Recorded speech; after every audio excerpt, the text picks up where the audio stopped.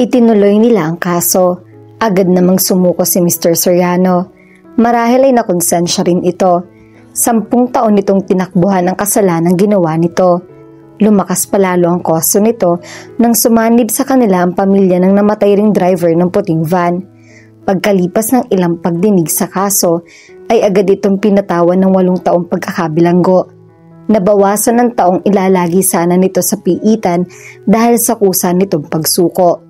Ang huling pagdinig sa kaso na iyon ay ang huling araw na rin na naririnig niya ang boses ni Meg. Sana masaya ka na.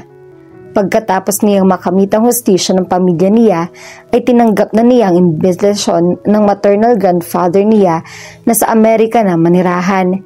Noon pa man ay may sigalot na sa pagitan ng pamilya nila at ng lolo niya.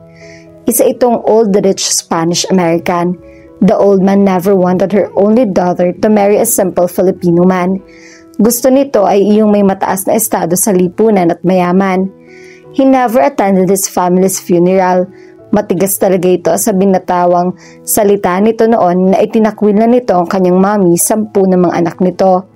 Ngunit nang madiskubre nitong may cancer ito, doon na nagsimula ang pagpapatawad nito. At muli ay kinilala siyang kapamilya nito. Ipinagbili niya itong lahat ng kanilang mga ari-arian sa Pilipinas at pinili niyang manirahan sa Amerika. Pilit niyang kinalimutan ang mga masasaya at malulungkot na kabanata ng buhay niya. Hinikayat siya ng abuelo na sumailalim sa operasyon. Ilang buwan din siyang kumbinsin nito. Noong una ay nag-alangan siyang magpa-opera dahil sa pangambang mabigo siya. Alam niya ang pakiramdam ng umasa't mabigo lamang sa huli. 5 buwan lamang siya naghintay ng donor hanggang sa dumating ang pagkakataon. Kinuha ng lolo niya ang serbisyo ng pinakamagaling na ophthalmologist at surgeon sa New York at hindi nga siya binigo ng abuelo. He got his eyesight back. Bumalik sa normal ang takbo ng buhay niya mula noon. Wala na siyang balita sa mga Soriano dahil pinutol na niya ang anumang magiging kaugnayan sa mga ito. Ang tita Clara niya ay umalis na rin sa Pilipinas at nagpas siyang manirahan sa London at doon ay nakilala nito ang mapapangasawa nitong Briton. Binigyan siya ng malaking pamana ng abuelo bago ito binawian ng buhay. 2 taon na ang nakakaraan. Agad siyang nagtayo ng sariling law firm. Naputol lamang ang kanyang pagbabalik tanaw nang maramdaman niyang may pumupulupot sa mga braso niya sa kanyang likuran. "Honey, what's wrong?" Anang malambing na boses ng kanyang nobyang si Ava. Binalingan niya ito at binigyan ng isang malalim na halik sa mga labi. "Nothing, honey. My aunt just called and she wants me to go back to the Philippines soon." Si Ava ang girlfriend niya ng mahigit 3 taon, isang Australian-Filipino. She was a very strong and self-sufficient woman. Narito mga katangian ng babaeng nanaisin niyang maging katuwang sa kanyang buhay. Inalok na niya ito ng kasal dahil alam niyang iyon na lamang ang kulang sa buhay niya. Agad naman itong tinanggap ang proposal niya. Wala pa silang naisip na tamang petsa pero natitiyak niyang malapit na mangyari iyon. "Bakit ngayon ka lang?" Biglang napabaling si Meg sa pinanggagalingan na nag-aakos ang boses na iyon. Kakapasok pa lamang niya sa pintuan ng bahay. Nasapon niya ang kanyang dibdib. "Mom, ginulat mo naman ako." "Alalang-alala na ako sa'yo. 1 buwan kang nawala na parang wala kang pamilyang nagmamahal sa'yo." May halong sumbat ang tinig nito. Lihim siyang napabuntong hininga. Kahit kailan ay hindi maintindihan ng kanyang ina ang klase ng trabaho niya. Correspondent writer siya ng Informa Zone na isang kilalang news magazine na nakabase sa Italy at hawak niya ang buong Southeast Asia. Galing siya ng Bangkok dahil sa nangyaring pagsabog doon ng mga militante. Mula nang matanggap siya sa trabaho na iyon 3 years ago ay halos buwan-buwan siyang napapadpad sa iba't ibang bansa. "Mom, tumatawag naman ho ako minsan pagrarason niya. "Galing na rin sa bibig mo iyan paminsan-minsan na yan." Hindi pa rin ito naitago ng hinanakit sa kanya. "Tulog na ba si Daddy?" Paglilihis niya sa usapan. "Kanina pa, gusto ka sana niyang makita." Halos mag-iisang taon nang nakalaya ang kanyang ama sa kulungan. Mababa lamang naging sentensya rito dahil na rin sa kusang pagsuko nito. 1 taon na rin ang nakakaraan nang atakihin nito ng stroke na naging dahilan ng tuluyan na nitong paghina. Kung kailan nakamit na nito ang kalayaan ay saka naman ito ay ginupo ng karamdaman. Sinisisi niya ang sarili kung bakit nito naranasan ng mga iyon. Si Kenzie po. Ang tinutukoy niya ay ang kanyang 9 na taong gulang na anak. Nagbunga ang isang gabing pinagsaluhan nila ni Vince noon. When she found out she was pregnant, nakaalis na ng Pilipinas ang binata at nawala na siya ng komunikasyon at balita rito. Ayun, at nakatulugan na rin ang paghihintay sa'yo. Excited pa naman yung ipakita sa'yo ang mga award niya. Meg's eyes filled with tears. Nasasabik na siya makasama ang anak na halos 1 buwan din niyang hindi nakita at nayakap. Please, wag mo naman sanang isipin na walang nag-aalala sa'yo, anak. Ngumiti siya ng matipid dito bago tumalikod. Kahit gusto niyang maniwala sa sinabi ng ina, mayroon pa rin siyang nararamdamang sama ng loob nito sa kanya. Natatandaan pa niya noon na halos 1 buwan din siyang tinikis nito nang makulong ang daddy niya. Kahit hindi man nito sabihin ay alam niyang siyang sinisisi nito sa nangyari. Maging ang kanyang kuya ay nagkaroon na rin ng gap sa kanya. Hindi na sila ganun kalapit tulad ng dati sa isa't isa. Si Kira naman ay nagpa siyang manirahan na lamang sa lolo nila sa Hawaii. Maraming nagbago na hindi na pwedeng ibalik sa dati. Agad niyang pinuntahan ang silid ng anak niya. She had been neglecting her own child due to work, pero ginagawa niya iyon para sa kanilang mag-ina. Cassandra Heaven Soriano looked exactly like her father. Ang namana lang nito sa kanya ay ang kanyang mga mata at hugis na mukha. Payapang natutulog ito sa princess bed nito habang yakap ng mahigpit ang isang stuffed toy. I miss you so much, baby. Huminga siya sa tabi nito at niyakap ito na mahigpit. Mommy? I'm here, baby. Go back to sleep. Mommy won't leave you. She whispered lovingly as she stroked her daughter's face. Siguro kung hindi ito dumating sa buhay niya noon, ay baka hindi niya alam kung ano ang Meg Soriano ngayon. Dahil nang mawala si Vince, ay nawalan na rin ang direksyon ng buhay niya. Megs, nasa kamsur si na Jenny kaya ikaw na munang gagawa ng trabaho niya. Wika ni Irel kay Meg na ang tinutukoy ay ang isa pa nilang kaibigang photographer. Si Irel ay isa sa naging best friend niya noong huling taon niya sa kolehiyo. Kasosyo niya ito sa isang photo business na ngayon ay dumarami na ang branches. They named their business as The Capturer. Binuo nila magkakaibigan ng business na iyon. Marami nagsasabi na sa bawat click ng kanilang camera ay nakukuha raw nila mga emosyon ng kanilang mga subject.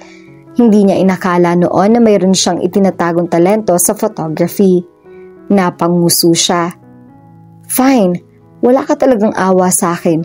Kahingi ko pa lang ng bakasyon ay heto na naman ang trabaho.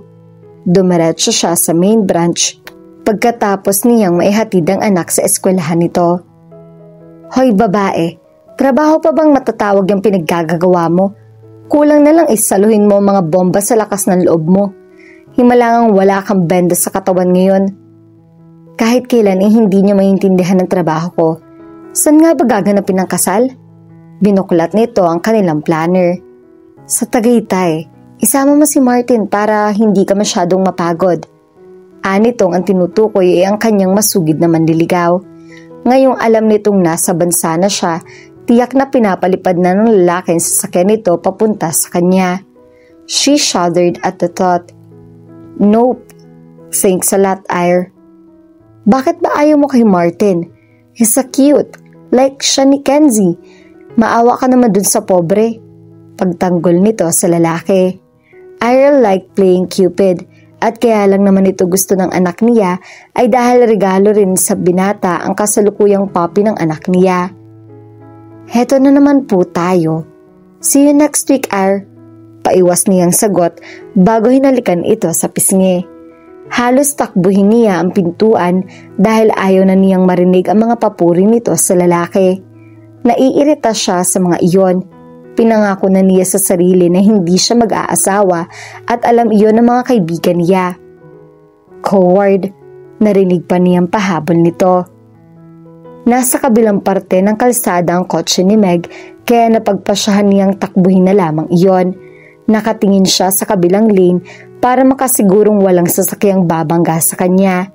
Sa kanyang pagmamadali makatawid, hindi niya napansing may kasalubong na pala siya kaya nabunggo siya rito.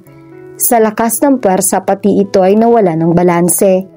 Instinctively, pumulupot ang kanyang katawan ang mga braso ng kung sino mang Herodes na iyon. Nakubawawan niya ito. Their position almost seemed intimate. Her legs were suddenly wrapped around his hips, while his hands were almost cupping her buttocks. Bahagyang nalilis ang kanyang palad paitaas dahil sa halos nakabuka na ang kanyang mga hita. Agad na nag-init ang kanyang pisngi sa sobrang kahihiyan. Noon siya nagtaas ng tingin para lamang mabigla. The deep-set eyes, the nose, the lips, his entire face, all of this looked familiar. Parang bumalik ang nakaraan. Ang pamilyar na amoy nito ay halos napangilid ng mga luha niya. Oh my God, it's him! Sigaw ng isip niya.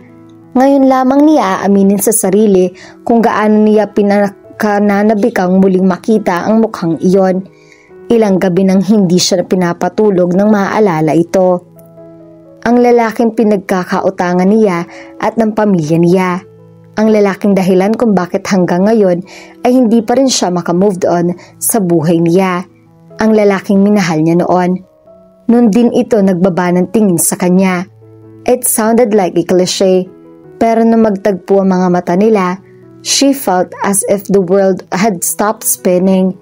Nahigit niyang hininga ng muling masilayan ang mga matang pinananabikan niya muling makita. Tila ba may sariling pag-iisip ang kanyang nanginginig na kamay at dinamamukha nito ni Vince. Matagal na itong pilit na kinakalimutan ang kanyang sistema, ngunit tila ba isa na itong bagay na panghabang buhay na nakaukit sa puso niya. Unti-unting bumalong ang mga luhang pilit niyang pinipigilan. Tumulo ang mga iyon sa mukha nito. Isang malaking luha ang naglandas sa pisngi nito pagbaba sa mga labi nito. Slowly, he traced it with his fingers. Patuloy na tumutulo ang kanyang mga luha nang bigla na lamang siyang kabigin nito. Siniil siya nito ng halik. Sa unay parang ninanamnam lamang nito ang mga labi niya. Kalaunan ay naging mapusok na mga halik na ginagawa ng mga labi nito. Dahil doon ay hindi na niya nilabanan pa ang kanyang damdamin. He pushed his tongue into her mouth and she gladly welcomed the fire that was consuming her. Little by little, naglaban sa isang gyera mga dila nila. Ang mga kamay nito ay nakasapo pa rin sa parang ulo niya. Namalaya na lamang niyang nasa ibabaw na niya ito. Stop! Parang iyong deja vu. Parang bigla siyang binuhusan na nagyayelong tubig. Noon niya namalaya na traffic na pala sa kalsada na iyon. Paano ba naman kasi ay nasa gitna pa pala sila ng daanan ng mga motorista? Tumayo na ito at inalalayan siya. Hindi siya makatingin ng diretso sa mga mata nito. Wow, parang shooting. Sigaw ng isa sa mga grupo ng kabataan na nasa isang van na nanonood pala sa kanilang paghahalikan. Daig pa ninyo ang artista sa galing. Sigaw ng isa sa loob ng jeep. Naka-red light pa pala kaya natunghayan ng mga tao ang kahiyahiyang palabas na ginawa nila. Nakayuko pa rin siya habang madali ang naayos ang kanyang sarili. Nakakahiya. Alam niyang kasing kulay na ng kamatis sa mukha niya sa sobrang hiya. Bagay kayo. Ang gwapo mo, kuya. Best kissing scene ever. Hindi na niya narinig ang iba pang mga pangungutya ng mga tao dahil tumakbo na siya patungo sa kanyang sasakyan. Hey, miss, wait up! Sigaw ni Vince na nakasunod sa kanya. Hindi siya natatandaan nito, hindi siya nakikilala nito dahil kahit kailan ay hindi naman ito nasilayan ng kanyang mukha. Nang pumunta ito sa Amerika ay tiyak na sinunog na nito ang lahat ng alaala tungkol sa kanya. Agad niyang minainiobra ang kanyang sasakyan na mag-green ang traffic light.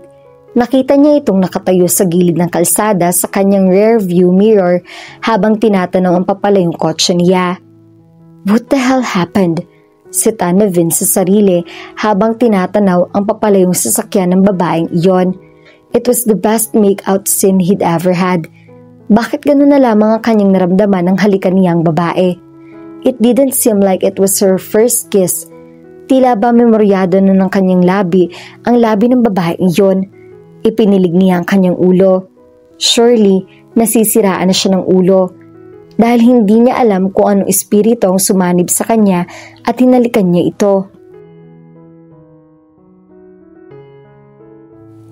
At dito na po nagtatapos ang ating kwento. Sabay-sabay po nating abangan ang susunod na kabanata. Maraming salamat po. God bless and stay safe.